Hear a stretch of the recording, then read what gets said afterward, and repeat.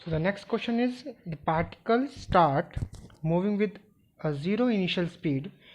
If the acceleration varies with time, a is equal to 2 minus t, calculate the maximum speed attained. मतलब कि एक particle है जिसकी अभी इनिशियल स्पीड ज़ीरो है, अगर उसका एक्सेलरेशन टाइम के साथ वेरी कर रहा है, मतलब एक्सेलरेशन की हमें वैल्यू दे रखी है 2 माइनस टी, तो हमें मैक्सिमम स्पीड फाइंड करनी है उस पार्टिकल के थ्रू. ओके, सो पार्टिकल कितना मैक्सिमम स्पीड अटेन करता है वो निकालना है. सो सबसे पहले देखते हैं हमें दिया क्या हुआ है. हमें दिया हुआ है यहाँ पर a is equal to 2 minus t, है ना. सो मतलब यहाँ पर जो एक्सेलरेशन है वो वेरिएबल एक्सेलरेशन है, तो हम इसको इस ए को लिख सकते हैं d v upon d t, that equal to 2 minus t, and d v is equal to 2 minus t d t. अगर बहुत सारे हम इंटीग्रेट कर दें with a limit, initial velocity दे रखी है जीरो, तो जीरो से वी ले लेते हैं और टाइम जीरो से टी ले लेते हैं.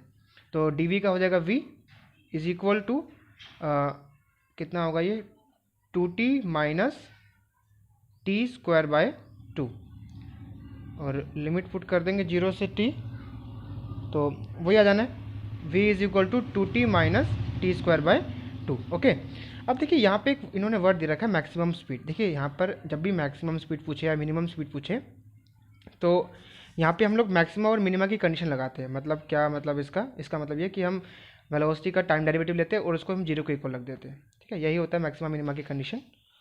सो from the concept of maxima and minima, d v upon d t is equal to zero रखना होता है हमें.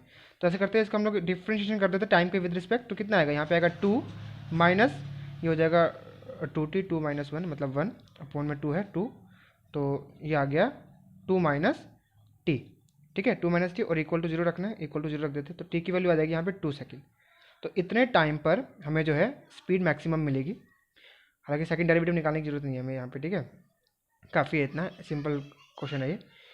सो टी आ गया 2 सेकेंड. अब ऐसे करते हैं, t is equal to 2 second पर हमें जो है स्पीड मैक्सिमम मिलेगी. हालांकि आप सेकंड डेरिवेटिव मतलब निकाल के, इसका जो सेकंड डेरिवेटिव निकाल के आप चेक कर सकते हो. अगर वो वैल्यू जीरो से कम आती है, जबकि जीरो से कम आएगी ऑब्वियस सी बात है, अगर वो जीरो से कम आती है तो मतलब वो मैक्सिमम बनेगा. मैक्सिमम मतलब मैक्सिमम स्पीड. ओके, सो ठीक है, तो सेकंड डेरिवेटिव जो है इसका वो नेगेटिव आएगा. ऐसे जब हम इसका सेकंड डेरिवेटिव करेंगे d square v by d t square, तो कितना आएगा, वो यहाँ जाएगा 2 माइनस, ये हो जाएगा ना इसी को कर लेते हैं ना हम लोग, तो 2 माइनस टी, ये तो जीरो हो जाएगा, जीरो माइनस 1, तो माइनस में आ रही है ना वैल्यू, मतलब मैक्सिमम बनेगा यहाँ पे. ठीक है, सो माइनस में जब वैल्यू आती है तो उसको मैक्सिमम बोलते हैं हम लोग. अगर पॉजिटिव वैल्यू आती है, अगर +1 आता है तो उसको बोलते हैं मिनिमा. लेकिन मैक्सिमम स्पीड फाइंड करनी है हमें, तो इतने टाइम पर हमें मैक्सिमम स्पीड मिलेगी. अब v जब मैक्सिमम निकालेंगे तो वो टाइम क्या होगा, at t is equal to 2 second. तो यहाँ पे t की अगर 2 पुट कर देते तो 2 इंटू 2 माइनस 2 का स्क्वायर डिवाइड बाई 2, तो 4 माइनस 2, तो ये आ गया 2 मीटर पर सेकेंड. ठीक है, ये आ गया v मैक्सिमम. सो v मैक्सिमम स्पीड कितनी आ गई, 2 मीटर पर सेकेंड. ठीक है, तो ये वाला क्वेश्चन हो गया. ओके, नेक्स्ट क्वेश्चन देखते हैं. So the next question is, a particle start from rest and move with acceleration a is equal to alpha minus beta S. Okay, यहाँ पर जो अल्फा है वो कांस्टेंट है, बीटा भी कांस्टेंट है, और जो एस है, s is the distance move. Okay, s is the distance move. We have to calculate the distance,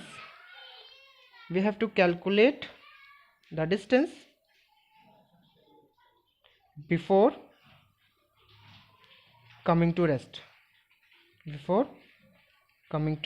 मतलब कि एक पार्टिकल है जो कि चलना स्टार्ट कर रहा है, मतलब अभी रुका हुआ है, फिर वो चलना स्टार्ट करता है, और उसका जो एक्सेलरेशन है वो हो जाता है अल्फा माइनस बीटा एस. यहाँ पे एस जो है वो distance move by the particle है.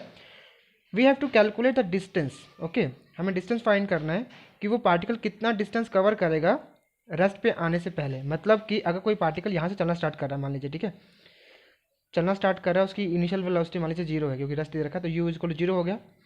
चलते चलते चलते बिफोर कमिंग टू रेस्ट, मतलब कि लास्ट में जो फाइनल वेलोसिटी होगी वो भी कितनी होगी, उसकी जीरो होगी. क्यों, उसने बोला कि जीरो मतलब रेस्ट आने से पहले हमें कितना डिस्टेंस उसने कवर किया है वो निकालना है।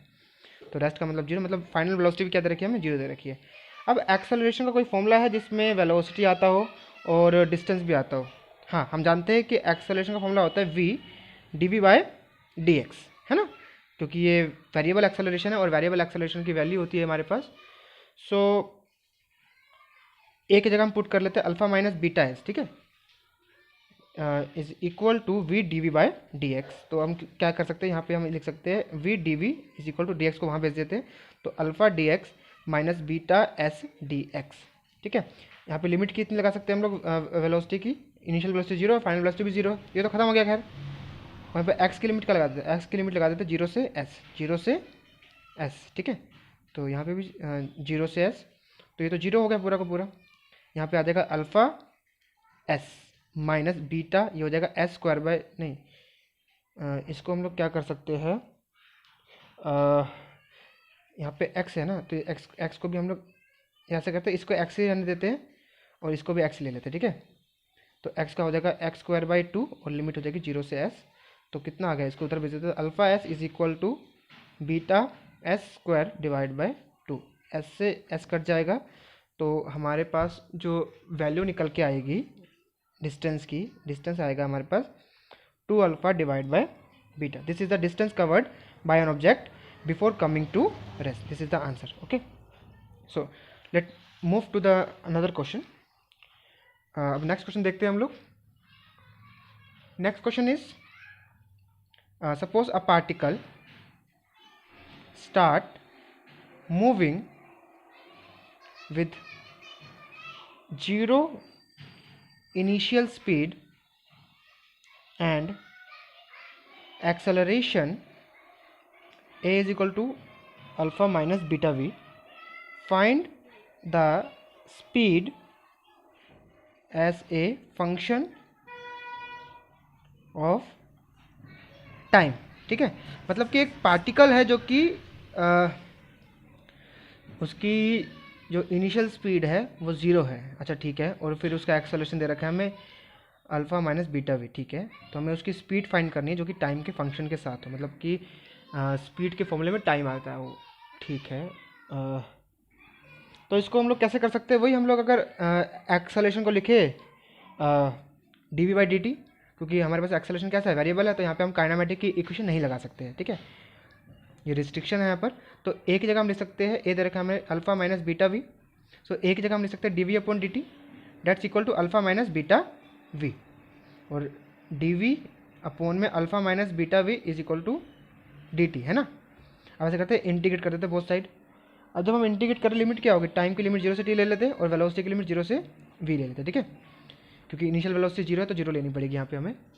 अब हम क्या कर सकते हैं इसके आगे, देखिए यहाँ पे v को हमें इंटीग्रेट करना है, तो क्या हो जाएगा ln बटे में है ना, इसलिए ln alpha minus beta v, और जो भी ये वैल्यू होती है इसका हम लोग डेरिवेटिव कर देते हैं बटे में, तो ये तो जीरो हो गया, इसका करेंगे डेरिवेटिव v के रिस्पेक्ट, तो माइनस बी बन जाएगा, माइनस बीटा बच जाएगा, d v by d v तो कट के बन आ जाएगा, तो इज इक्वल टू यहाँ पे आ जाएगा t, ठीक है। तो इसको लिख सकते हैं ln alpha minus beta v is equal to minus beta t, और सही है क्या ये चीज़, जब हमने लिमिट, अच्छा लिमिट यहाँ पे लिमिट तो पुट कर ही नहीं ना ये वाली, एक बार ये लिमिट भी पुट कर लेते हैं, ठीक है। सो जब लिमिट पुट करेंगे यहाँ पर, सॉरी इसको अब एक बार लिमिट तो पुट कर लें, लिमिट क्या है जीरो से वी है ना, तो पहले वी पुट करते हैं, तो वी बीटा को हम वहाँ बेच चुके हैं, ठीक है, तो माइनस बीटा टी तो पहले से ही है, इज इक्वल टू यहाँ पे क्या है, पहले ln, पहले वी पुट करते हैं, तो अल्फा माइनस बीटा वी, ठीक है, माइनस अब जीरो पुट कर लेते हैं वी की जगह, तो ln कितना हो जाएगा अल्फा, क्योंकि ये तो पूरा जीरो बन जाएगा, हमें वी पहले हमें इस पर पहले वी पुट करना है फिर जीरो पुट करना है माइनस लगाकर, ठीक है। तो कितना आ गया, ये आ गया ln अल्फा माइनस, देखिए ln a minus ln b बन रहा है यहाँ पर, है ना, तो ln a by b is equal to minus beta t, तो ln की वैल्यू कितनी आ गई, ln की वैल्यू होगी, इसको अगर हम सेपरेट करते तो कितना होगा, one minus beta v by alpha is equal to minus beta t, और ln को वहाँ पे देंगे तो वो बन जाएगा exponential, so minus one minus beta v by alpha is equal to e raised by minus beta t, और इसको इसको ऐसा करते हैं ना हम लोग, हमें क्या निकालना है, हमें निकालना है स्पीड, तो स्पीड निकालने के लिए हमें इसको वहाँ भेजना पड़ेगा, इसको इधर ले आना है, मतलब 1 माइनस ई रेज टू पर minus beta t is equal to beta v by alpha, मतलब हम इसको वहाँ ले गए, प्लस में आ गई वैल्यू, इधर माइनस में, ठीक है। तो वी की वैल्यू कितनी, वी की वैल्यू आ गई यहाँ पे alpha by beta 1 minus e raise to पर minus beta t. Okay, so this is the velocity of the particle, ठीक है, as a function of time t, ठीक है। सो ये हमारा आंसर आ गया, ठीक है। नेक्स्ट क्वेश्चन करते हैं। आई होप आपको ये समझ में आ रहा होगा, ठीक है। सो नेक्स्ट क्वेश्चन करते हैं। A particle start moving from rest with acceleration a is equal to 2t, calculate speed and distance move in time t is equal to 2 second. कह रहा है कि एक पार्टिकल है, देखिए हम लोग क्या कर रहे हैं, मिलते जुलते क्वेश्चंस कर रहे हैं, ठीक है, मतलब ये क्वेश्चन जरूर इससे कुछ ना कुछ लिंक में आएगा, तो लेकिन देखिए तब भी आंसर सबके अलग अलग आएंगे, तो वही चीज़ हमें देखनी है कि किस कैसे, अगर स्पीड पूछ ले या डिस्टेंस पूछ ले तो कैसे हम फाइंड कर सकते हैं ना उसको। A particle start moving from rest, अच्छा रेस्ट से यहाँ पे भी मूव कर रहा है, लेकिन एक्सेलरेशन की वैल्यू हमें 2t दे रखी है, मतलब एक्सेलरेशन जो है टाइम का फंक्शन है, तो यहाँ पे हमें स्पीड फाइंड करनी है और डिस्टेंस फाइंड करना है कितने टाइम पर, जब टाइम कितना हो, t is equal to 2 second. दो चीज़ फाइंड करनी है, स्पीड फाइंड करनी है। देखिए ये तो आसान होगा, एक की जगह हम क्या ले सकते हैं, d v upon d t, क्यों लिख रहे हैं, ताकि मुझे v मिल जाए यहाँ से, तो डी वी हो जाएगा 2t dt, और जब हम लिमिट लगाएंगे यहाँ पे लिमिट क्या होगी, रेस्ट है ना, तो 0 से v हो जाएगा, और टाइम 0 से 2 ले देते हैं, 2 पे फाइंड करना ना हमें, तो इसका क्या होगा, डी वी का इंटीग्रेशन v, लिमिट पुट कर लिया, v आ गया, तो कितना आएगा यहाँ 2t स्क्वायर बाई 2, 2 से 2 कट गया, तो v इज इक्वल टू कितना आएगा ये, ऐसा करते हैं इस t की जगह हम लोग पहले 2 पुट कर देते हैं ना, 2 तो कितना आएगा 4 आ जाएगा ना, 4 मीटर पर सेकंड, तो ये आ गई वेलोसिटी की वैल्यू, ठीक है। नेक्स्ट फाइंड करना है हमें डिस्टेंस, कितना डिस्टेंस कवर करेगा ये पार्टिकल, ठीक है, at time t is equal to 2 second. तो इसको हम कैसे कर सकते हैं, हमें गिवन क्या, हमें एक्सेलरेशन की वैल्यू दे रखी है a is equal to 2t, ठीक है। तो देखिए कुछ पता कुछ क्या करेंगे, कुछ करेंगे इस तरीके से कि सिंपल लगाया formula a is equal to d v upon d t, या फिर a is equal to v d v by d x, उससे के थ्रू भी कर सकते हैं हम लोग। देखिए इसमें ना एक कॉन्सेप्ट आता है, कॉन्सेप्ट ये होता है कि अगर कोई पार्टिकल, ठीक है, अगर कोई पार्टिकल किसी एक्सेलरेशन के साथ मूव कर रहा हो, ठीक है, अगर कोई पार्टिकल किसी एक्सेलरेशन के साथ मूव करता है तो उसकी स्पीड टाइम के साथ चेंज होती रहती है, ठीक है। तो मतलब हम इस वेलोसिटी को सीधा हम लोग जैसे कि कुछ बच्चे लिखेंगे, वी का फॉर्मूला क्या होता है, एक्स अपॉन टी है ना, तो एक्स इज इक्वल टू क्या होगा, वी इंटू टी, टाइम दे रखा 2 और वी दे रखी है 4, तो 4 टू जा 8, आंसर आ गया 8 मीटर। नहीं, ये गलत है आंसर। गलत क्यों है, क्योंकि मतलब वेलोसिटी जो है वो टाइम के साथ चेंज होती रहती है, तो ये मतलब ये वेलोसिटी आई है, ये इंस्टेंटेनियस मतलब किसी पर्टिकुलर इंस्टेंट ऑफ टाइम पर आई है ना, किसी जैसे 2 सेकेंड होगा, 2 सेकेंड पर ही वेलोसिटी होगी, है ना, लेकिन हम जानते हैं कि वेलोसिटी टाइम के साथ क्या होती है, चेंज होती रहती है, तो सीधा हम ये वैल्यू यूज़ नहीं कर सकते, ठीक है। We we we can't do any calculation, okay, using the value of v, okay, because हम ऐसा कह सकते हैं कि हमारे पास जो वेलोसिटी है वो टाइम के साथ वेरी करेगी, और टाइम के साथ वेरी करने का मतलब वेरिएबल स्पीड होगी हमारे पास, ठीक है। तो ये ध्यान रखना है कि सीधा हमें ऐसे पुट नहीं कर देना है, तो मतलब इसको हमें दोबारा सॉल्व करना पड़ेगा। अगर a की वैल्यू 2t दे रखी है तो a को हम क्या लिख सकते हैं, a को लिख सकते हैं d square x divide by d t square is equal to 2t। इसको इंटीग्रेट कर लेते हैं ताकि ये स्क्वायर टर्म हट जाए, तो अगर बहुत साइड हम इंटीग्रेट कर दें तो ये मतलब स्क्वायर हट जाएगा, स्क्वायर क्योंकि इसको इसके बिना हम सोल्व नहीं कर पाएंगे ना, तो ऐसा करते हैं इसको क्या कर सकते हैं, बहुत सारे इंटीग्रेट करते तो यहाँ पे हो जाएगा D x upon d T, यहाँ हो जाएगा 2t square by 2, 2t square by 2, 2 से 2, तो मतलब यहाँ पे टी स्क्वायर आ जाएगा, है ना, और साथ में कुछ कांस्टेंट c1 क्योंकि लिमिट है नहीं हमारे पास, तो कांस्टेंट आएगा c1। अब यहाँ पे हम बाउंड्री कंडीशन यूज़ करते हैं, ठीक है। बाउंड्री कंडीशन कैसे, क्योंकि c1 के लिए पता होनी चाहिए ना हमें। देखिए अगर हम लेट करें कि मान लीजिए अगर टाइम t इक्वल टू 0 है, मतलब अभी मूव किया ही नहीं पार्टिकल। जब टाइम जीरो है तो वेलोसिटी क्या होगी, dx/dt क्या होगा, वो भी जीरो होगी। जब भैया मूव ही नहीं कर रहा कोई ऑब्जेक्ट, मतलब अभी टाइम इनिशियल टाइम जीरो है, तो पार्टिकल तो वैसे भी रेस्ट पर है। तो जब इसकी वैल्यू हम जीरो पुट करेंगे और यहाँ पे भी ये dx/dt क्या है, वेलोसिटी तो है, वेलोसिटी भी जीरो पुट करेंगे तो c1 की वैल्यू कितनी आ जाएगी, जीरो आ जाएगी। मतलब c का कोई इफेक्ट नहीं पड़ेगा, ठीक है। तो मतलब सीधा लिख सकते हैं v is equal to t square, dx/dt को v लिख सकते हैं, v is equal to t square, हमारे पास वैल्यू आ गई। अब हम क्या कर सकते हैं, अब देखिए, अब हम यहाँ पे v को लिख सकते हैं dx/dt, ठीक है। अब यहाँ पे हमने चेक कर लिया ना ऑलरेडी पहले से ही, तो v को हम लिख सकते हैं यहाँ पर dx/v क्या था, 2t था ना, तो dx/dt इज इक्वल टू कितना, टी स्क्वायर था ना शायद यहाँ पर, हाँ T square sorry, T square sorry, ठीक है। तो dx इज इक्वल आ जाएगा हमारे पास टी स्क्वायर dt, और dx इज इक्वल टू कितना आएगा, t³/3, और लिमिट क्या होगी 0 से 2, तो 2 पुट करेंगे तो कितना आएगा 8 देख रहे हो, आंसर अलग आ रहा कि नहीं आ रहा है ना। तो जो x आ गया हमारे पास 8 मीटर नहीं आ रहा, 8/3 मीटर आ रहा है, ठीक है। ये ध्यान देना है। ध्यान देने वाली बात यहाँ पे क्या है कि जब भी एक्सेलेरेशन दिया होगा हमें, कोई पार्टिकल किसी एक्सेलेरेशन से मूव करेगा, तो हम सीधा वैल्यू v की उठा के नहीं पुट कर देंगे, क्योंकि v जो है वहाँ पर कांस्टेंट नहीं होगा, v क्या होगा, वेरिएबल होगा। मतलब वेलोसिटी कहीं ना कहीं टाइम का फंक्शन होगा, या किसी का भी फंक्शन हो सकता है, लेकिन वेलोसिटी टाइम का फंक्शन आ रहा है ना हमारे पास, ये थोड़ा आइडिया लगा के चलना है, नहीं तो आंसर सही नहीं आएगा हमारे पास, ठीक है। नेक्स्ट क्वेश्चन देखते हैं। नेक्स्ट क्वेश्चन लेकिन थोड़ा सा मतलब आपको अलर्ट होके देखना पड़ेगा, ठीक है, क्योंकि इसमें हम लोग इतना मेजर मतलब एक कॉन्सेप्ट डेवलप करने वाले हैं, ठीक है, कि आप कोई हमेशा काम करेगा, ठीक है। आप आईआईटी पहुंच जाओगे ना, वहाँ पे भी आपको काम करेगा ये, ठीक है। और शायद काफ़ी सारे स्टूडेंट्स ने पढ़ भी रखा हो इसको। तो क्वेश्चन हमारे पास ये है, a particle is released at x is equal to 1 with 0 initial speed, ठीक है, दिया हुआ है हमें। If its acceleration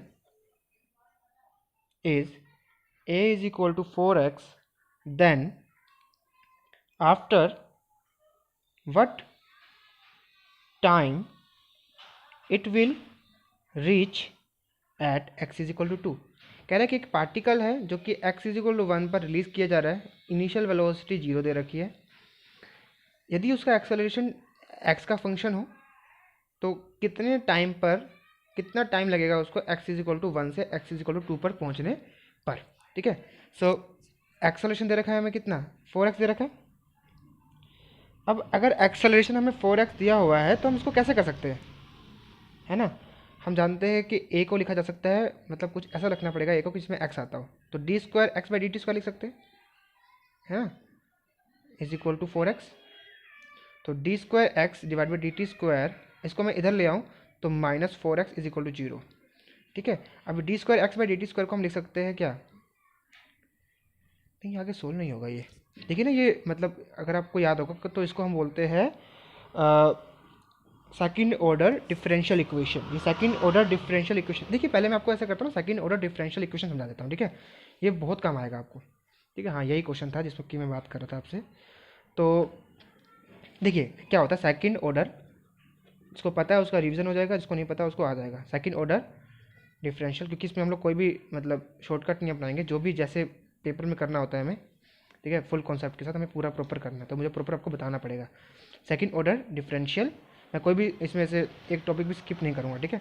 second order जो भी लाइन वाइज जैसे हम लोग करते हैं प्रॉपर उस तरीके से होगा सेकंड ऑर्डर डिफरेंशियल, क्योंकि अगर मैं कोई टॉपिक स्किप कर दूँ या कोई भी इसको नॉर्मली सॉल्व कर दूँ, मैं बोलूँ हाँ ऐसे ऐसे होता है, तो ठीक है कुछ स्टूडेंट्स को दिक्कत हो सकती है उसमें समझने में, ठीक है। तो सेकंड ऑर्डर डिफरेंशियल इक्वेशन होती क्या है, ठीक है, कोई भी इक्वेशन लेट कर लेते हैं, जैसे कि d²x divide by dt² plus a1 dx/dt plus a2x is equal to g। यहाँ पर a1 a2 क्या है, a1 a2 हमारे पास क्या है, a1 a2 क्या है हमारे पास, कॉन्स्टेंट्स है, ठीक है। और यहाँ पे जो t है, t क्या है, t है हमारे पास, t नीचे है ना, तो t है हमारे पास इंडिपेंडेंट वेरिएबल, ठीक है। और हम जानते हैं कि x क्या होगा, t पे डिपेंड करेगा, क्योंकि t के विद रिस्पेक्ट डिफरेंशिएट करना होगा ना, तो x क्या है यहाँ पे, x है हमारे पास डिपेंडेंट वेरिएबल, ठीक है। मतलब हम सीख रहे हैं कि अगर हमारे पास सेकंड ऑर्डर डिफरेंशियल इक्वेशन आ जाए ऐसी, तो इसको हम कैसे सोल्व करेंगे, कोई भी आ जाए तो उसको कैसे सोल्व करेंगे, है ना। तो इसमें हम लोग क्या करते हैं, सॉल्यूशन देखते हैं। तो सॉल्यूशन होता है इसका हमारे पास x is equal to C F plus P I, ठीक है, जहाँ पर सी एफ को बोलते हैं कॉम्प्लीमेंट्री फंक्शन, कॉम्प्लीमेंट्री फंक्शन, और पी एफ को बोलते हैं हम लोग पर्टिकुलर इंटीग्रल, पर्टिकुलर इंटीग्रल, ठीक है। अब बात करते हैं कि कॉम्प्लीमेंट्री फंक्शन हम कैसे फाइंड करते हैं। तो इसके लिए हम लोग यूज़ करते हैं ऑक्सिलरी इक्वेशन। अब कुछ सोचेंगे ये क्या होता है ना, चलो कोई नहीं, वो समझ रहा हूँ मैं, ठीक है। अब ऑक्सिलरी इक्वेशन क्या होती है, बहुत आसान है। देखिए इसको हम लोग कैसे लिख सकते हैं, अगर मैं एक्स कॉमन ले लूँ, ये एक्स कॉमन ले लूँ और इक्वल टू जीरो डाल दूँ, तो क्या लिख सकते हैं, d square by d t square को लिख सकते हैं डी स्क्वायर प्लस ए वन, इसको लिख सकते हैं डी बाई डी टी को डी लिख सकते हैं प्लस, यहाँ तो डी बाई डी टी है ही नहीं तो सिर्फ ए टू आएगा, और एक्स को कॉमन लेके मैंने इक्वल टू जीरो कर दिया, ठीक है। ये तरीका होता है ऑक्सिलरी इक्वेशन लिखने का, ठीक है।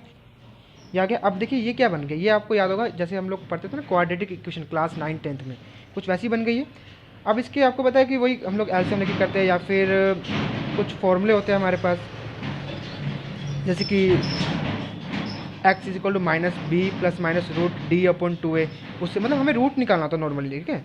इसके रूट मान लीजिए R1 और R2 के आगे दो रूट आ गए, ठीक है, दो के आ गए रूट्स आ गए, इसके हमें रूट फाइंड करने होते हैं, ठीक है। अब देखिए क्या होता है जब रूट हम फाइंड कर लेते हैं, और यदि अगर दोनों रूट आपस में बराबर नहीं होते, मतलब एक रूट 1 आ गया एक रूट 2 आ गया मान लीजिए, ठीक है ना, R1 आ गया मान लीजिए कुछ और R2 कुछ आ रहा है, मतलब R1 R2 बराबर नहीं है, तब हम क्या लिखते हैं सी एफ और पी आई हमें निकालना होता है ना।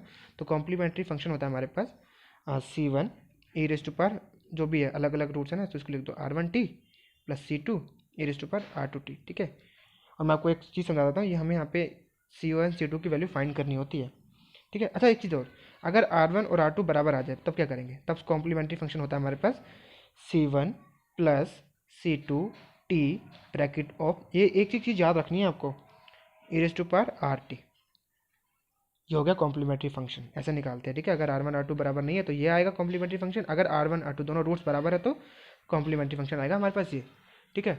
आगे बढ़ते हैं, पर्टिकुलर इंटीग्रल कैसे फाइंड, जैसे देखिए वैसे क्या होता है ना, मैक्सिमम कंडीशन में तो पर्टिकुलर इंटीग्रेशन जीरो ही होता है, ठीक है, मतलब ऐसे क्वेश्चन बना वो सेट करते हैं, अगर जीरो ना हो तो कैसे फाइंड करते हैं, तो उसकी बात कर लेते हैं कि पर्टिकुलर इंटीग्रल हम कैसे फाइंड करते हैं।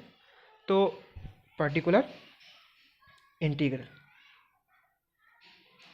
सो द पर्टिकुलर इंटीग्रल कैसे निकालते हैं, देखिए इसी क्वेश्चन को हम देखते हैं एक बार। यही क्वेश्चन थी ना हमारे पास, जब हमने क्या किया था, एक्स कॉमन लिया था, हमने एक्स क्या किया, कॉमन ले लिया था ना, और डी स्क्वायर क्या था यहाँ पर, D square by d t square, और A1 D by d T, और यहाँ पे एक्स बच रहा था ना, तो इसको हम मान लेते हैं function of D, function of D मान लेते हैं, ठीक है। जो भी इक्वेशन है उसको मैंने ऐसे लिख दिया, ठीक है, इज इक्वल टू, यहाँ पे जी ऑफ टी है, जी ऑफ, तो देखिए मैं वही कह रहा हूँ कि अगर जी ऑफ टी अगर आपको जीरो दिया हुआ है ना, तो देखिए